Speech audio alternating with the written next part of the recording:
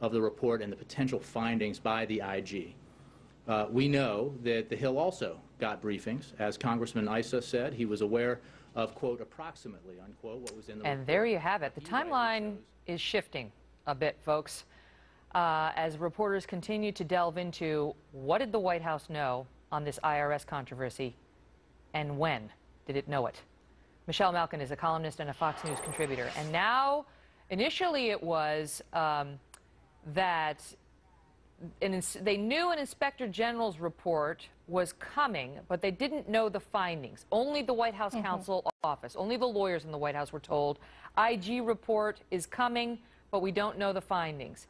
Now we find out, well, actually, they did have a notification of the pending results. And not only did the counsel's office know, but the chief of staff was told, and other staffers were told, and the top of Treasury was told. And yet still they want us to believe, Michelle, that Barack Obama found out from cable news a couple of Fridays ago. Yeah, where's my bag of popcorn? Because the clown Carney press briefings have turned into a circus. I mean, we need some Benny Hill music for all of the backpedaling going on there. I think one of the key things to remember here, as many words are coming out of his unfettered mouth, the fact is that this administration made preemptive steps to try and cover their backsides before the official report came out. The idea that they had no idea about the bombshells that were about to explode is completely laughable. The thing that is disturbing is, why wouldn't they just say? Why wouldn't President Obama, if he knew?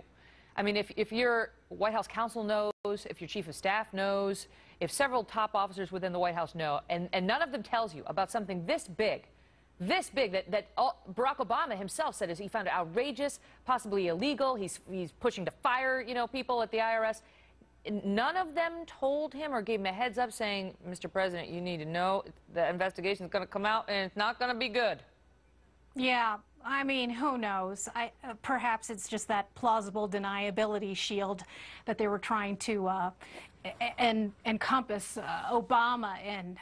But like I said, I don't buy the spinning going on right now from the White House press briefings or from Obama himself. Of course you don't buy it because you're a conservative and you don't really like this particular president's policies. But the question is whether this is seeping out now beyond, party politics, because we've got Jay Carney on tape telling us that the White House and the State Department only changed one word in the Benghazi talking points, and we know that's not true. Now we have, them saying, oh, the White House, all we had, the counsel's office was told that an IG report was coming, but we didn't know any of the findings. Now we find out, well, maybe they did. And every day, and then we had Eric Holder saying, we only did that stuff to the AP because that was one of the worst leaks I've seen in my life. And now we find out, oh, and it was also done to James Rosen and Fox News this week. I mean, so is there a credibility problem? Of course there is, and it's not merely because of my ideology that I give this particular administration such short shrift. It's the fact that I've been covering the way that they've operated, the bully brigade tactics, the way that they've tried to intimidate and criminalize their political opponents, enemies, and critics from day one, from even before day one in this White House. It's the way that Obama has operated. That's where I want to pick it up with you. The Chicago way. Yes. That's where we'll pick it up right after this break. Stay with me, please. Michelle Malkin back with me now, and you were speaking of the Chicago way. Yeah, right. This kind of brass-knuckled intimidation, whether it's directed now against grassroots activists and small nonprofits or reporters and journalists like James Rosen and Fox News, this is a theme that has been played over and over again, not only with this White House, but of course with the Obama campaign.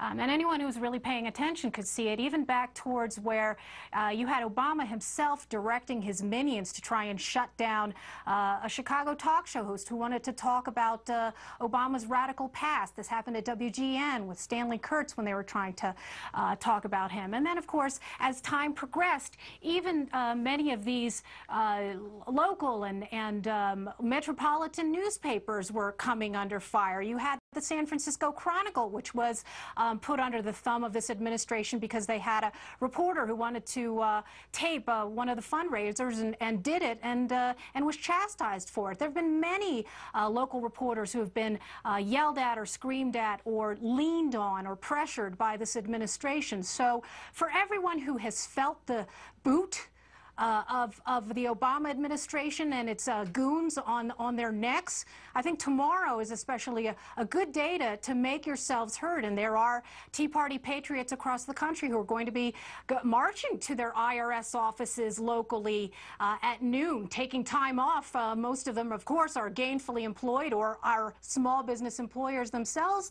Finally sick of it all, finally. What do you think is going to happen with the Tea Party? Because they were so active and vocal in trying to stop the health care law and then engaged in a lot of candidacy, some of which were not successful, but many of which were successful. If you look at the overall record of the Tea Party, it's pretty darn good in terms of the candidates that they back.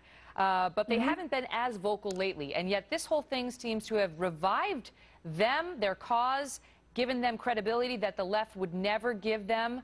What do you think that happens to the Tea Party in the wake of all this?